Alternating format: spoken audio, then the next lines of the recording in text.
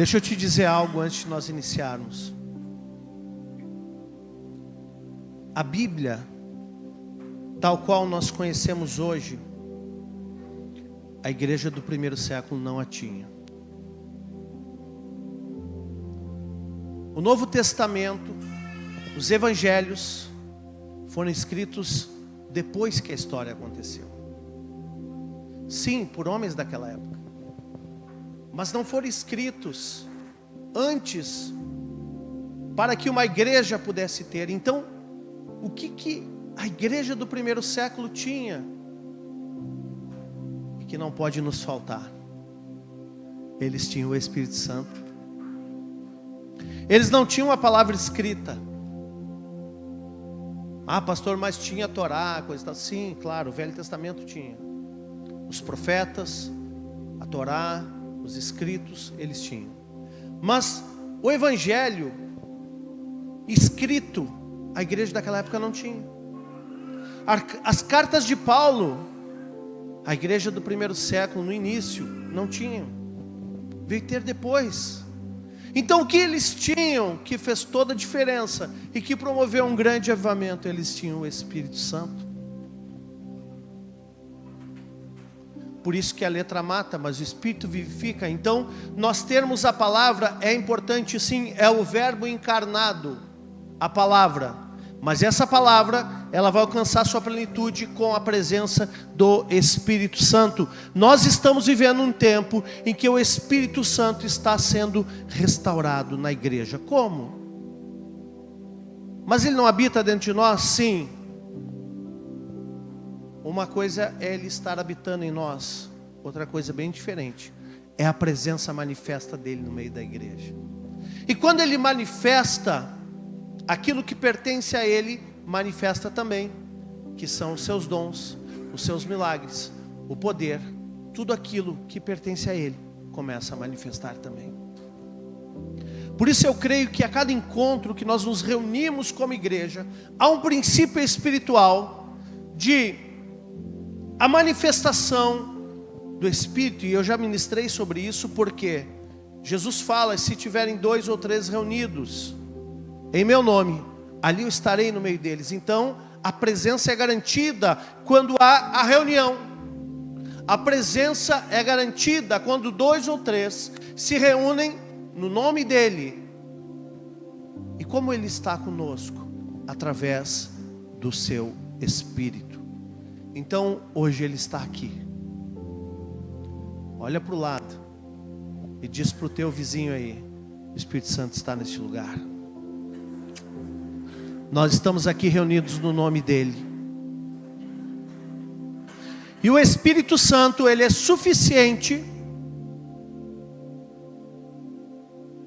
para mudar a tua história nessa noite. O Espírito Santo, ele é suficiente para tornar você um verdadeiro discípulo de Jesus.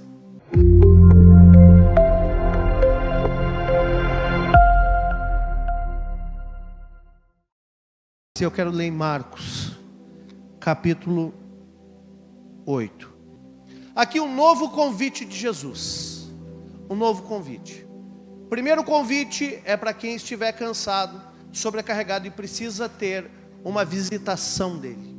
Você está preparado para uma visitação dele. Agora há um novo convite, que diz em Marcos 8, versículo 34, o seguinte: então, convocando a multidão e juntamente os seus discípulos, disse-lhes: se alguém quiser vir após mim, a si mesmo se negue, tome a sua cruz e siga-me.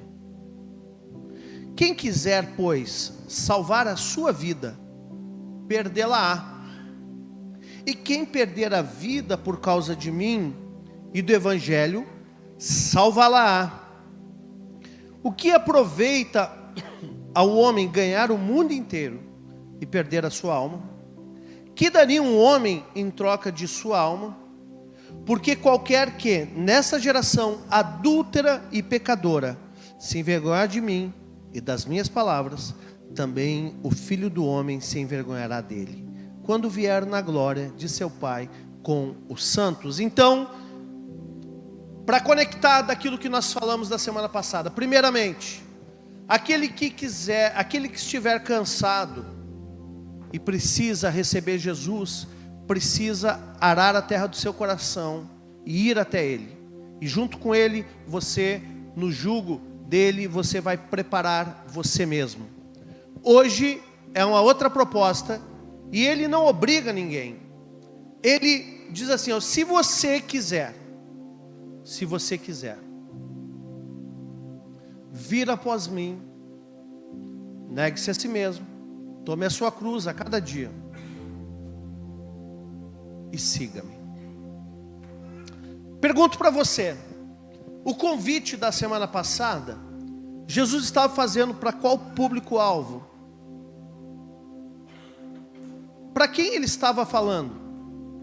Vinde a mim, todos que estáis cansados e oprimidos. Para quem Jesus estava falando?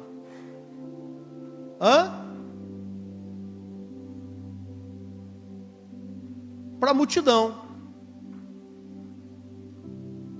Agora aqui, quando Ele chega e traz essa palavra, Ele está falando para discípulo.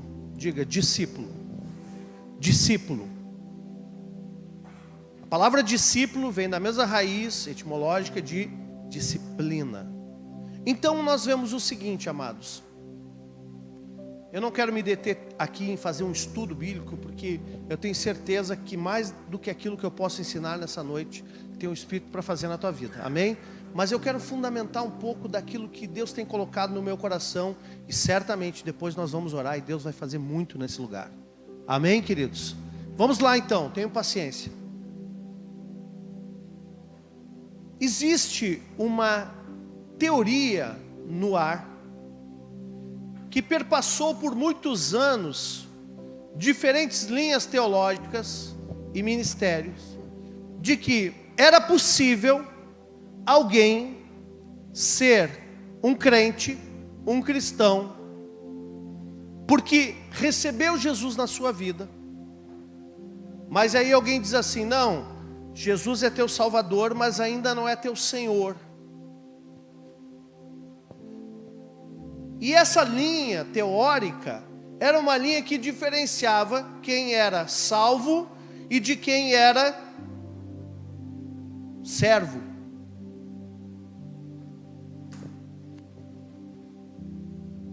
Só que isso é um tremendo engano.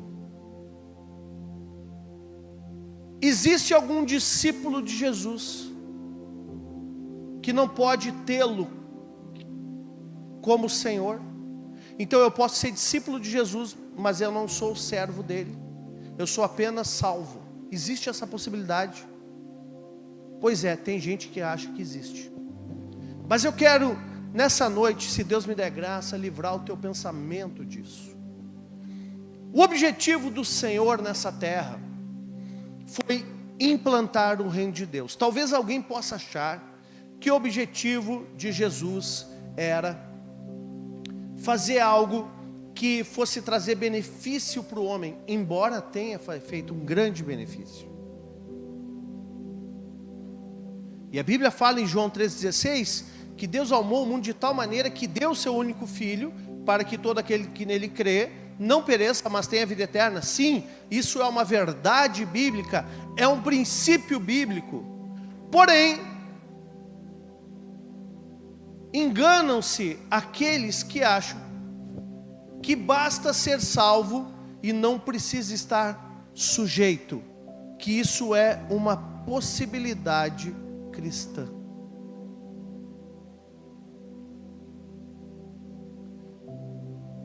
João 15,16, a palavra diz assim: não foste vós que me escolhestes, mas eu escolhi a vós, para que vades e deis fruto, e que o vosso fruto permaneça, para que tudo que vocês pedirem ao meu Pai em meu nome, eu vou-lo conceda.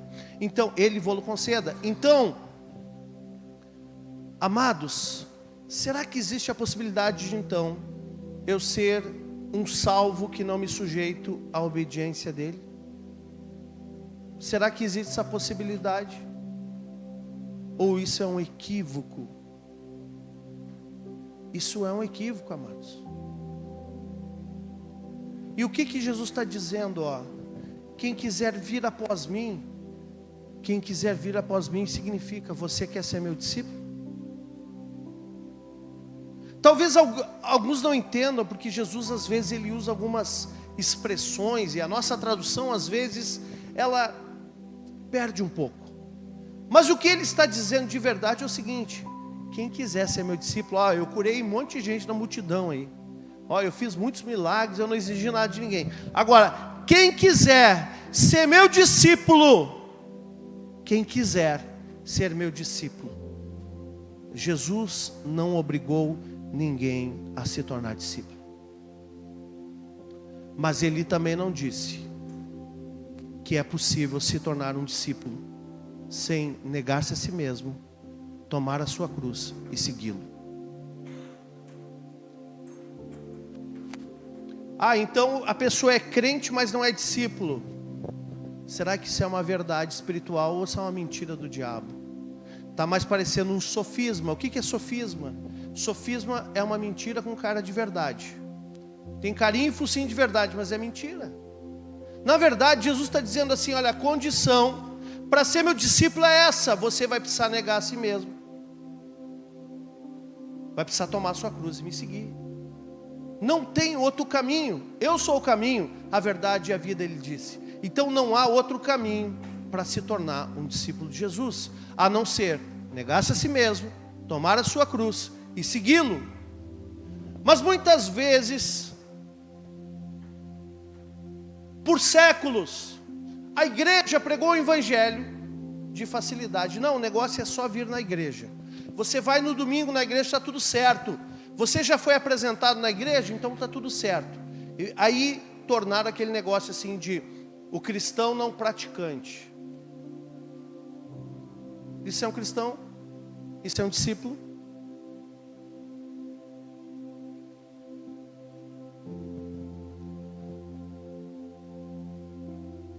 Esses dias eu estava vendo um Reels, achei interessante, eu não sei se eu te mandei ele até, de um podcast onde alguém estava entrevistando um homem, eu não sei nem quem é, mas me chamou a atenção a resposta, que perguntaram para um homem no podcast: você acredita em Deus? Ele disse: não acredito em Deus, porque acreditar em Deus é uma coisa muito vazia. Acreditar em Deus qualquer um acredita ou desacredita. Isso é muito vazio. Eu tenho uma experiência com Deus. O que eu tenho com Ele é um relacionamento, é uma experiência. E essa experiência só acontece quando me sujeito a Ele. Então acreditar em Deus, qualquer um acredita. E até me chocou quando ele disse assim: não, eu não acredito em Deus. Porque acreditar em Deus é uma coisa racional. Mas não, ele disse: olha, eu tenho uma experiência com Ele. Isso é muito mais profundo que qualquer credo. Então, Jesus estava falando o seguinte: olha, se você quer ser um discípulo de verdade, você vai precisar se negar a si mesmo, tomar a sua cruz e me seguir. E aí eu fico pensando, e quem não toma essa decisão? Quem não toma essa decisão não pode ser discípulo de Jesus. Quem disse isso? Ele mesmo, depois eu mostro na Bíblia. Ele mesmo. Então, por séculos, uma igreja que se intimidou falando um evangelho de facilidades, um evangelho em que assim, olha, fulano é o seguinte, na verdade, Jesus falou que quem crer e for batizado vai ser salvo. Mas assim, pensa no teu coração, talvez você não esteja pronto ainda, talvez você ainda tenha dúvidas, então não te precipita, coisa e tal. Aquele evangelho da boa vizinhança. E eu quero dizer para você, sabe por que o evangelho funciona? Porque o evangelho de Cristo é radical. Jesus era extremamente radical.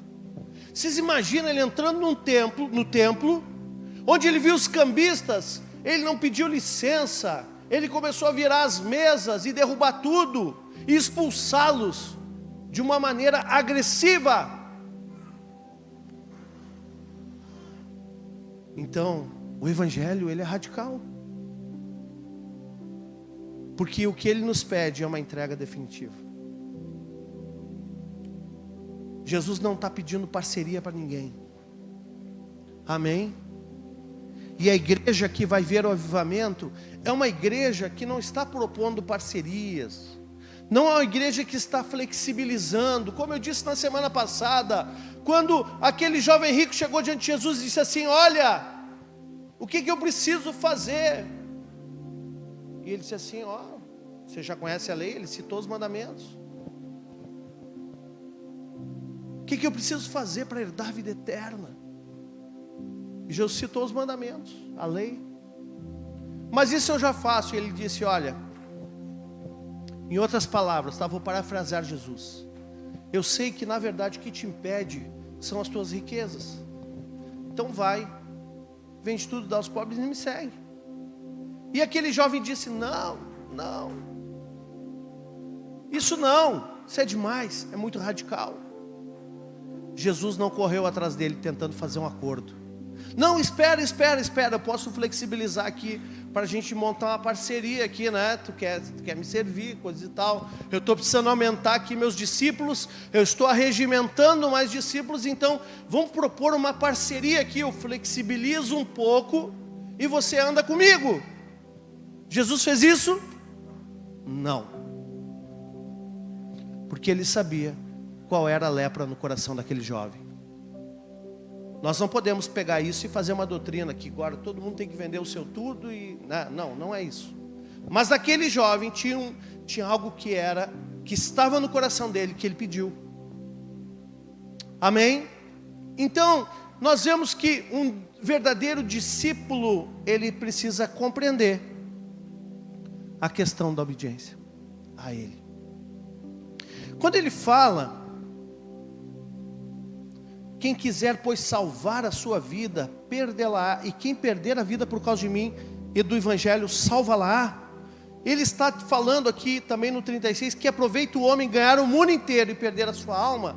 Ele não está falando de uma perda após a morte.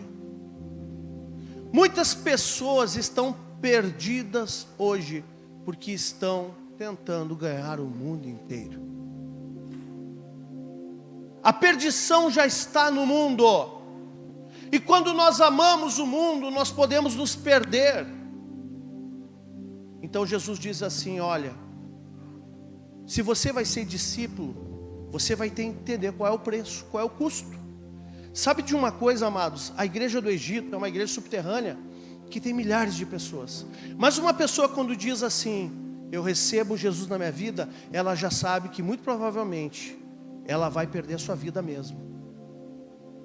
Porque se o governo, se a estrutura, o sistema de lá pegar alguém que confessa Jesus, eles executam.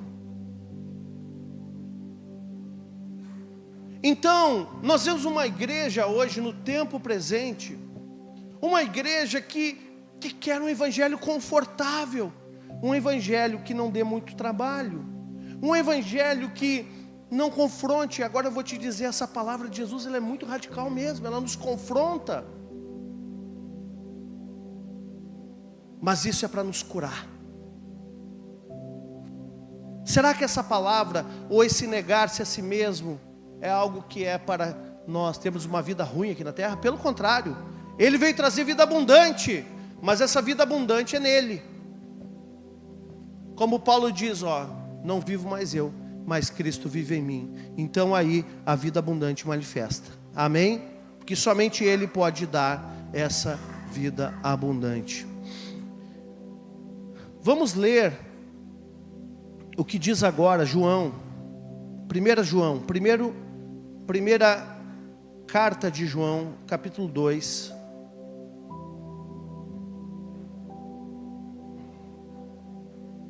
Versículo 15. João,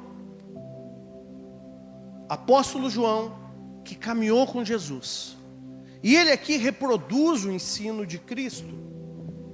Gente, além de Paulo, que foi um grande doutrinador da igreja do primeiro século, nós temos alguns autores como João, como Pedro, que conviveram com Cristo e reproduzem nas suas cartas, cartas universais, não eram para uma igreja específica, é para todos nós. Eles reproduzem exatamente aquilo que Jesus falou. Amém? Então, em João, no capítulo 2, versículo 15, ele diz assim: não ameis o mundo, não ameis o mundo, nem as coisas que há no mundo. Se alguém amar o mundo, o amor do Pai não está nele. Alguém pode dizer: pastor, mas que pregação dura é essa? Gente, é a Bíblia, é a palavra. E quem tem ouvidos ouça o que o Espírito está dizendo. Não ameis o mundo, nem as coisas que há no mundo. Se alguém amar o mundo, o amor do Pai não está nele. Porque tudo que há no mundo, e agora ele explica, aqui João começa a explicar o que há no mundo. O que é amar o mundo, pastor? Está aqui a explicação: a concupiscência da carne. O que significa essa palavra difícil, né? Concupiscência. Fala aí, irmão, tenta aí. Ó, viu? Vocês estão bons. Concupiscência. O que significa concupiscência? Desejos, vontade da carne. Então, a primeira coisa que João está falando aqui, olha, se você ama o mundo, você vai ceder aos desejos da carne, à vontade da carne.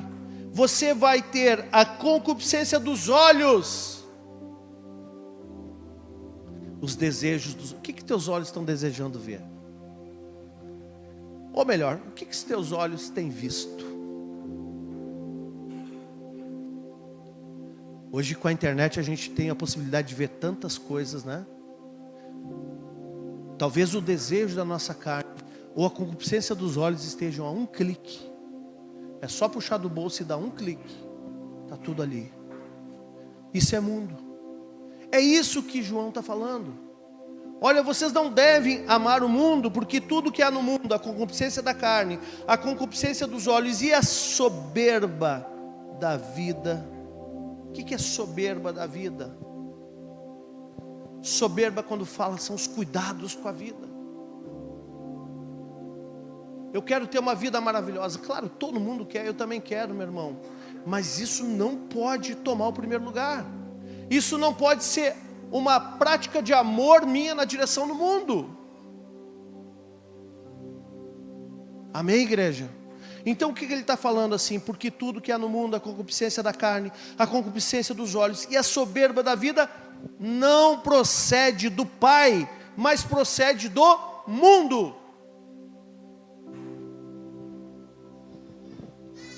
Quando a gente nega a nós mesmos, quando você se nega a si mesmo, você começa a renunciar a esse amor pelo mundo. E essas coisas não vão te governar mais. Essas coisas não vão definir a tua vida. Elas não vão definir o teu destino. Gente, eu não tenho nada contra você ter uma prosperidade nessa terra. A palavra diz que Jesus se fez pobre em nosso lugar, para que nós não fôssemos. E eu creio que essa é uma das maldições que foi quebrada na cruz. Agora, nós não podemos nos mover por essas coisas.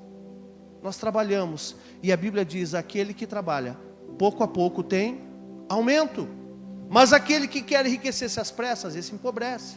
Aquele que trabalha, pouco a pouco tem aumento. Não tem sido assim na tua vida já? É ou não é? É isso que Deus está te proporcionando. Então ele está dizendo aqui que essa soberba da vida não procede do Pai, mas do mundo. Ora, o mundo passa, bem como a sua concupiscência. Aquele, porém, que faz a vontade de Deus, permanece eternamente. Então está falando aqui, olha, se você amar o mundo, você vai andar na vontade pessoal, aquela que você deveria negar a si mesmo, aquela que te faz olhar para as coisas do mundo e desejá-las não de uma maneira sadia. Não tem problema nenhum você desejar coisas boas, mas isso não pode nos mover. O que que nos move? O que que nos move nessa terra?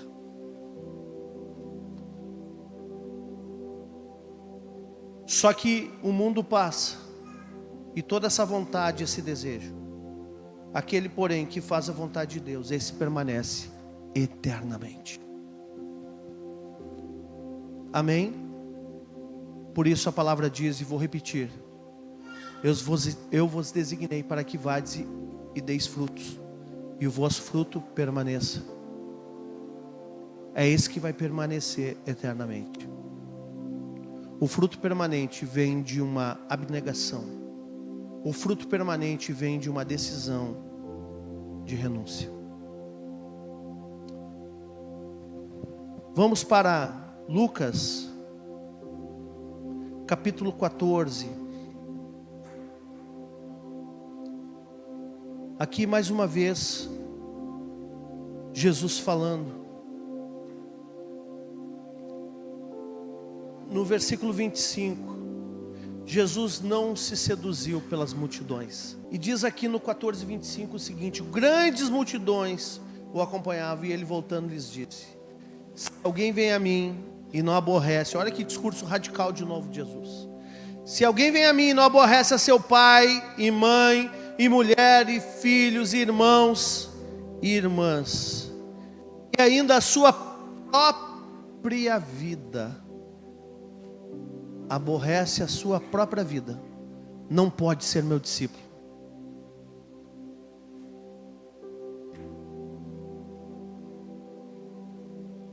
Quem está falando isso? Jesus. E no 27, e qualquer que não tomar a sua cruz e vier após mim, ou me seguir, não pode ser meu discípulo. E agora aqui Jesus traz uma palavra muito conhecida, que mostra o preço de se tornar um discípulo. Ele diz assim: pois qual de vós, pretendendo construir uma torre, não se assenta primeiro para calcular a despesa e verificar se tem os meios para concluir? Para não suceder que, tendo lançado os alicerces e não podendo acabar, todos os que virem zombem dele, dizendo: este homem começou a construir e não pôde acabar. A gente vê muito isso por aí, né? 31. Ou qual é o rei que, indo para combater outro rei, não se assenta primeiro para calcular se com 10.000 homens poderá enfrentar o que vem contra ele com 20.000? Caso contrário, estando o outro ainda longe, envia-lhe uma embaixada pedindo condições de paz. E aqui Jesus conclui: assim, pois todo aquele que dentre vós não renuncia a tudo quanto tem, não pode ser meu discípulo. E ele te diz o seguinte: faça bem a conta. Faça o cálculo. Que nem diz aqueles irmãos, eu já vi assim, alguns irmãos assim falam, né? Tem uma expressão, acho que mais no interior: calcule, homem, calcule. Quem já ouviu falar isso, né? Ele está dizendo o seguinte, ó: calcule, faça o cálculo, faça o cálculo.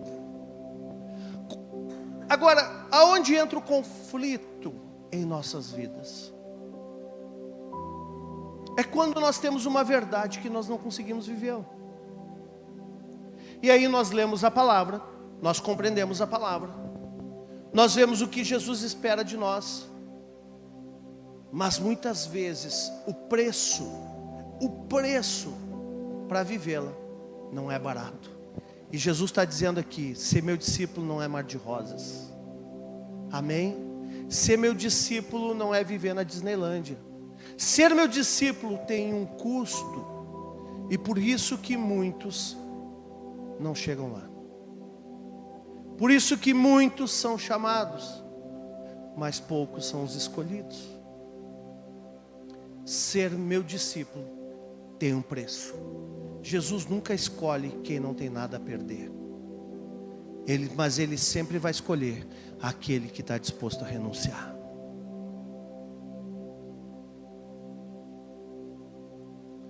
Eu estava falando com os jovens ontem, e estava falando a questão da religiosidade.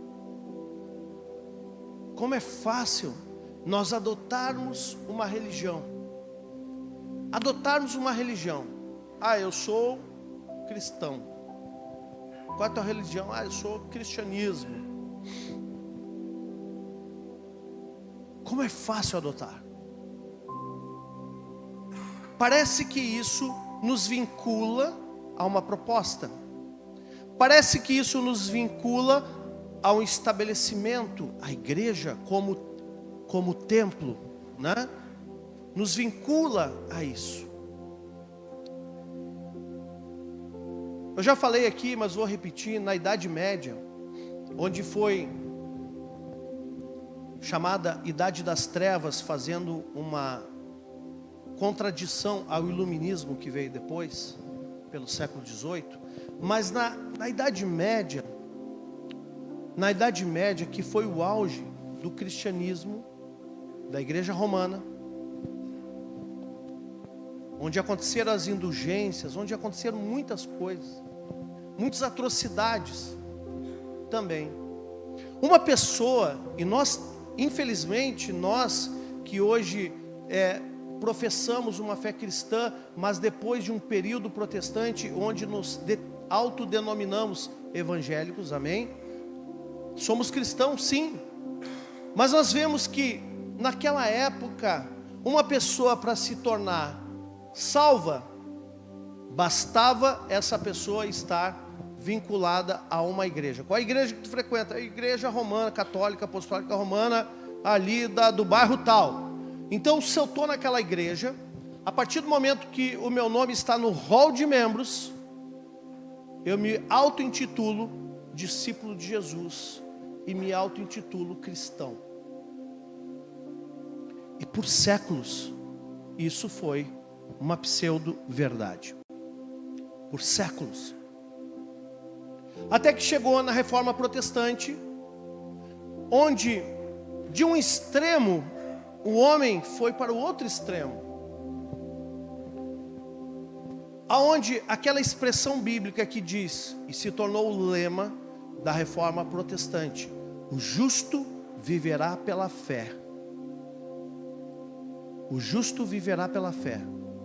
A coisa saiu do corporativismo e ela migrou tanto para o individualismo, que daqui um pouco, de o justo viverá pela fé, se tornou praticamente o justo será salvo pela fé. E isso é um erro, porque a salvação é pela graça, viabilizada pela fé. Mas a salvação é pela graça. Nós somos justificados mediante a fé, mas a salvação não é pela fé, é pela graça. Amém? E Jesus é a graça de Deus enviada à terra. Ele é a graça sobre nós. Então nós vemos uma situação extrema, corporativista, pendulando para uma situação extrema de individualismo, onde teorias como a salvação é individual.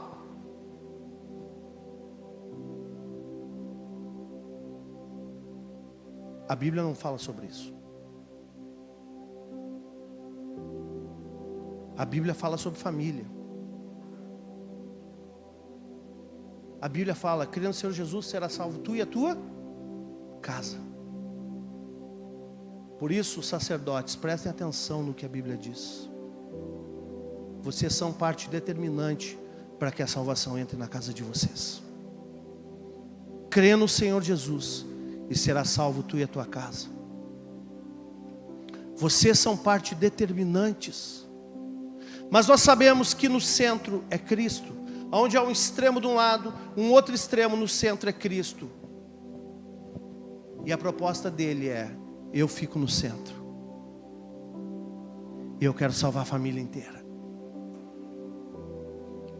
Vocês não serão salvos nem pelo individualismo e nem pelo corporativismo. Vocês serão salvos pela graça. Eu próprio me entreguei por vocês. E se vocês receberem essa salvação pela fé, através da fé, viabilizada pela fé, eu vou entrar na casa de vocês e vou mudar tudo. O objetivo de Jesus com esse negue-se a si mesmo, tome a sua cruz, não é um objetivo de te fazer mal, meu irmão. Pelo contrário, ele diz assim: deixa eu assumir o controle. Me põe no centro, você vai ver. Tira a sua vontade do centro e coloca a minha no centro. Você verá os resultados de uma vida abundante, se você me colocar no centro. Então nós estamos vivendo numa era em que o Espírito Santo está sendo restaurado na vida da igreja. A liberdade do Espírito. Mas estamos vivendo também uma era que o discipulado está sendo restaurado. E eu quero dizer, a restauração do discipulado é a obra do Espírito Santo na vida da igreja. Aonde nós somos um corpo bem ajustado. Um corpo onde nós somos alinhados por esse Espírito. Somos o corpo de Cristo aqui na terra. E caminhamos sabendo que, embora sejamos discípulos, somos sim agora membros uns dos outros.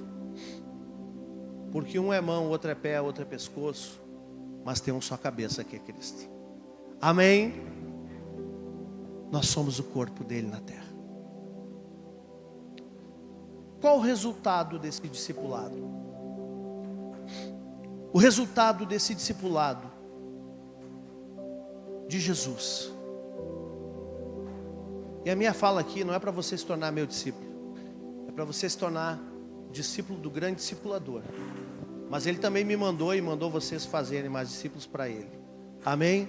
Nós não temos propriedade sobre pessoas. Ninguém é dono de ninguém. Sabe por quê? Porque eu não posso dar vida a ninguém. E eu também não morri por ninguém. Mas eu posso ajudar fazendo o que ele me pediu. Eu posso ajudar obedecendo e colocando a minha vida aos pés da cruz. Colocando a minha vida dizendo assim: Deus, como Kathryn Kuhlman disse certa vez, Deus, se tu podes usar nada, usa a minha vida.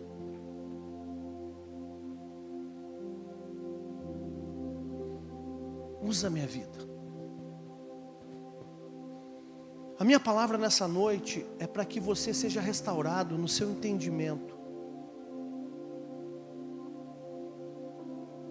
na necessidade que nós temos de conhecer e obedecer essa palavra. Porque ele disse: vocês vão fazer mais discípulos. Está lá em Mateus 28, 19. Ide, fazei discípulos de todas as nações. Mas ele explica como? Ensinando, batizando primeiro, e depois ensinando a guardar tudo que eu tenho ordenado. Então, quando nós guardamos aquilo que Jesus falou, quando eu morro para o meu eu e decido obedecer aquilo que Jesus falou, pronto, me tornei discípulo. Me tornei discípulo.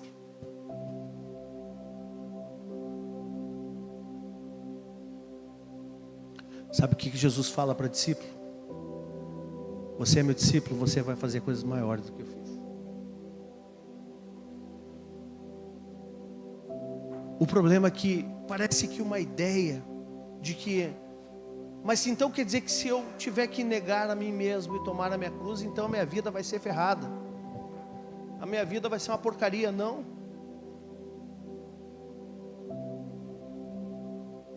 Ele quer que você aprenda com Ele.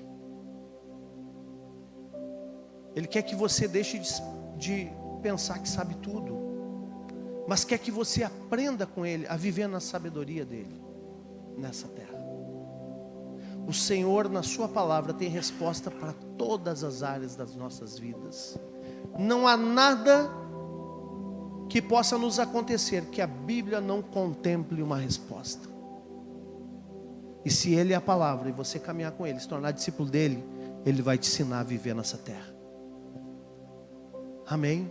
Ele vai te ensinar a viver de maneira digna nessa terra.